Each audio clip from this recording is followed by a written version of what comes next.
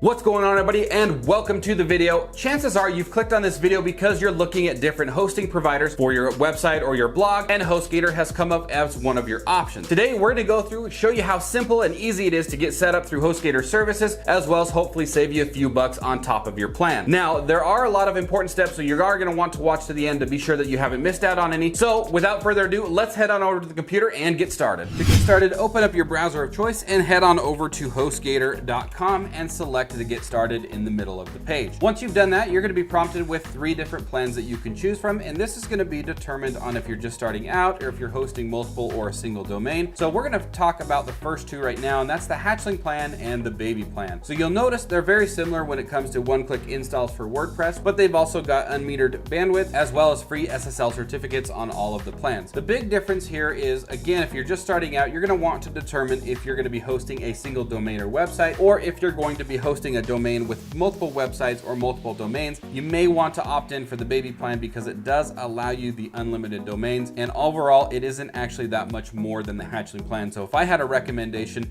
it would definitely be the Baby plan if you're just starting out. Moving into the business plan, you'll notice that it is a little bit more as far as cost goes, and that's because it does have some upgraded features. Now, it does have the unlimited domains, the one-click installs, everything that the other 2 plans have. The only difference is it does upgrade you to a positive SSL, which does have a $10,000 warranty on there in case something happens. It does give you a free dedicated IP address versus a shared address from the other 2 accounts. That more or less just gives you some more control as far as your hosting is concerned. And then it does offer you some free SEO or search engine optimization tools to allow you to get the best SEO as far as whatever business that you have. Now, again, keep in mind, if you wanted to start out with the Hatchling plan or the Baby plan and then later move up to the business plan, you can do that at any time because HostGator allows you to change your plan at any time without really much effort at all. Once you've decided on a starting plan, you're going to want to go ahead and select Buy Now under the option, and it's going to forward us over to the next page. From here, you're going to first start off by registering or entering a domain name. For those that don't know what a domain name is it's the name that you type in, like your browser or your URL, in order to get to a certain website. So a couple examples of those are like google.com, HostGator,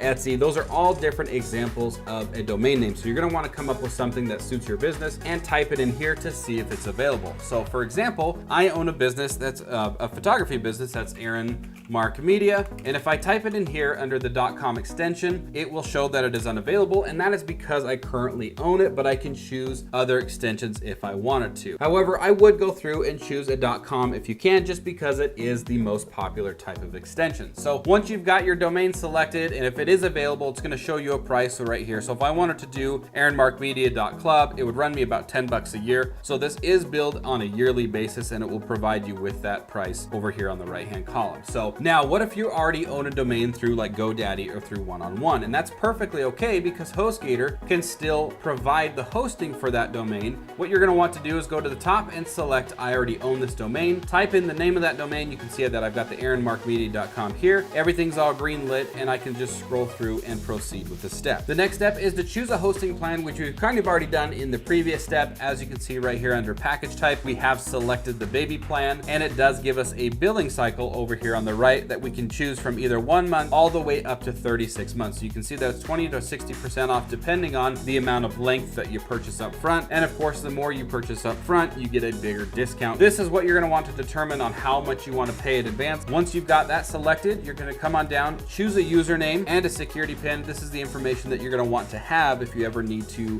contact HostGator support. Scrolling down just a little bit further, of course, is the part where you're going to enter in your billing information, all of your standard billing information here.